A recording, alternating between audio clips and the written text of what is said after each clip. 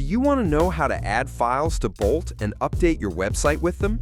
In this lesson, I'll show you step by changing the hero image on a landing page.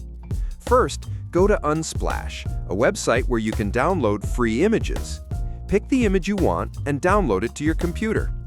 Next, in your Bolt project, create a public folder if you don't already have one. Inside that, create a subfolder called Images. Move your downloaded image into this folder. Now, when writing your prompt in Bolt, make sure to mention the file name and the exact folder where it's stored. For example, change the landing page hero image to /public/images/filename.jpg. This way, Bolt knows exactly which file to use. Once Bolt finishes generating, you'll see that the new image is already being displayed on your website.